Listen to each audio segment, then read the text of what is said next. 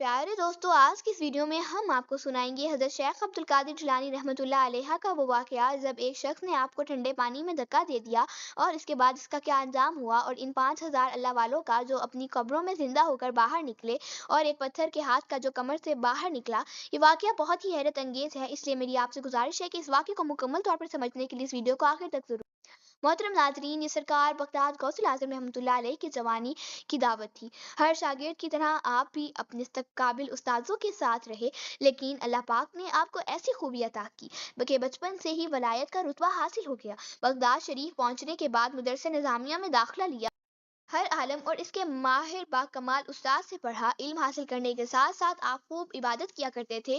कोई गौसुल आजम रहमतुल्लाह अलैहा जैसा साहिब कमाल फाजिल ना था। बड़े बड़े आलिम आपकी इज्जत किया करते थे। आपके इल्म के चर्चे बढ़ते रहे, यहाँ तक कि जवानी में ही आप बड़े बड़े आलिम के दरमियान बैठने लगे। इतनी कम उम्री में बगदाद वालों के दिलों पर आप राज करने लगे। दूर दूर से लोग आपके दर्स व बयान सुनने आते थे और ऐसा बयान सुनकर इनके दिल बदल जाते थे। आप कुरान पाक पढ़ाया करते थे। एक बार आप अपने साथियों के साथ कुरान पाक की तिलावत कर रहे थे। शंगरतों की एक जमात आपके पास बैठी हुई थी और सब कुरान सीखने लगे। एकदम आप रुके और कुछ देर खामोश हो गए। किसी की जुर्रत ना थी कि आपसे सवाल करे। कुछ ऐसा आपका रोबो दबदबा रहा था।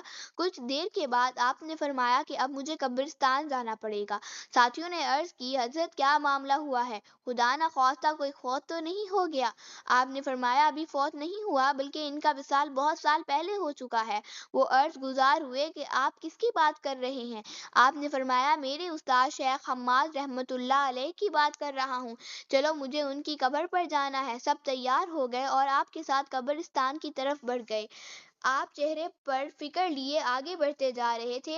ऐसी फिक्र जैसे कोई अपना दर्द और तकलीफ में कोई पुकार रहा हो।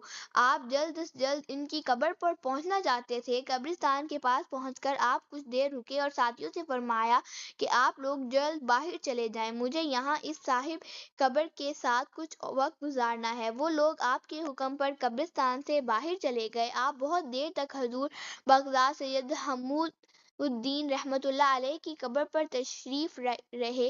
ये रात तो अल्लाह पाक को मालूम था कि आखिर क्या गुफ्तगू की जा रही थी।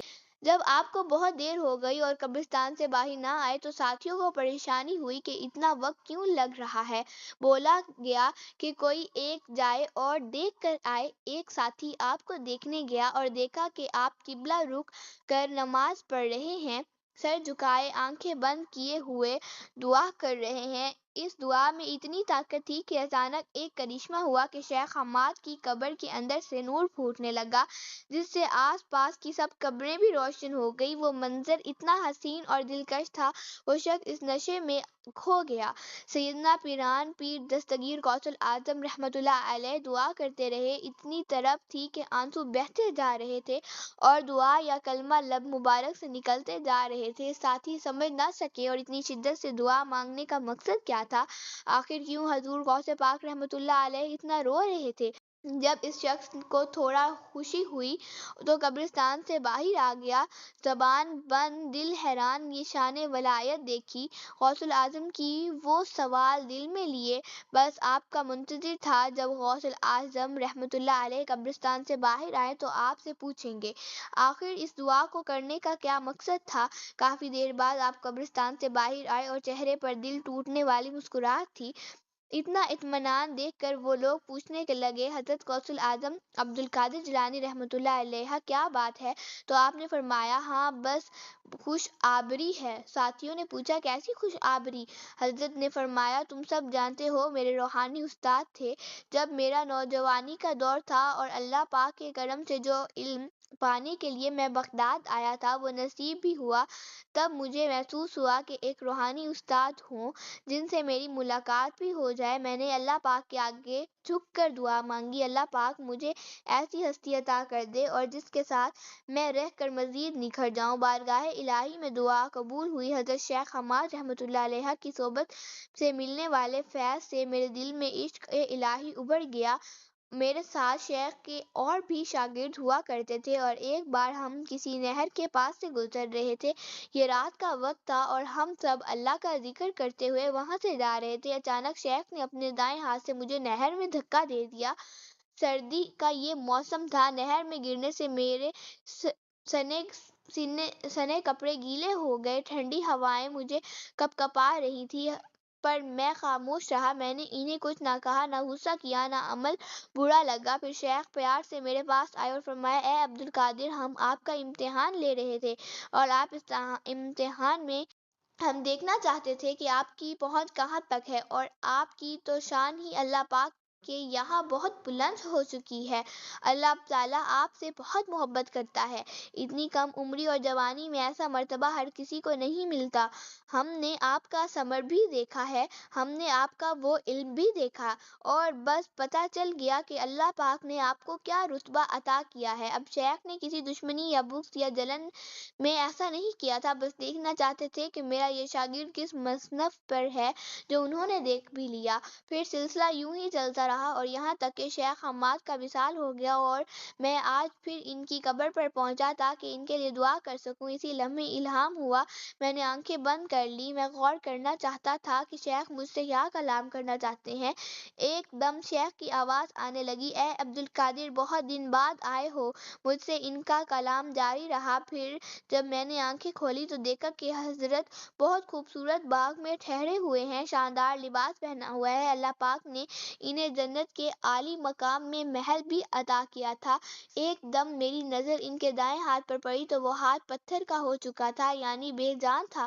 جب میں نے شیخ حماد رحمۃ اللہ علیہ سے معلوم کیا کہ شیخ یہ ہاتھ کیوں ایسا ہو گیا ہے، فرمایا، اے عبدالقادر جیلانی رحمۃ اللہ علیہ، جوانی میں ایک بار آپ کا امتحان لیا تھا، اسی دائیں ہاتھ سے آپ کو پانی میں دھکا دیا تھا۔ وہ پانی اتنا ٹھنڈا تھا کہ اس میں گر کر کوئی بھی برداشت نہیں کر سکتا تھا، لیکن اللہ پاک نے آپ کو ایسی طاقت دی کہ اس طاقت سے آپ نے اس ٹھنڈ کو برداشت کیا۔ پھر میرے بیٹے نے آپ نے کوئی بد دعا نہ دی، نہ ہی کوئی برے الفاظ کہے، آپ نے میرا ادب رکھا۔ میرے بیٹے، آپ نے مجھے کچھ نہ کہا، پر اللہ پاک اس سے ناراض ہوا۔ میرے ہر عمل کے بدلے میں اللہ تعالیٰ نے مجھے جنت کی نعمتیں عطا کی، جس کے لیے اس رب کریم کا شکر ادا کرنا کم ہے۔ اور یہ ہاتھ میرا یوں ہی رہ گیا، جس نے سخت سردی میں آپ کو تکلیف دی اور ٹھنڈے پانی سے آپ کے کپڑے گیلا کیے۔ آپ نے اس پر صبر کیا، اور اللہ پاک کو یہ عمل بہت پسند آیا، لیکن میرا یہ عمل اللہ تعالیٰ نے مجھے اپنی رحمت سے جنت کا محل دے دیا۔ لیکن جس ہاتھ کو میں نے صرف آپ کا امتحان لینے کے لیے، آپ کی طاقت آزمانے کے لیے استعمال کیا، اور جس ہاتھ سے گستاخی ہوئی، اس کو بے جان کر دیا۔ اے عبدالقادر جیلانی رحمۃ اللہ علیہ، پاک کے آپ محبوب ہیں، محبوب سبحانی ہیں، اور محبوب کو تکلیف دینے کی سزا مجھے مل گئی ہے۔ اللہ پاک مجھے معاف کر دے۔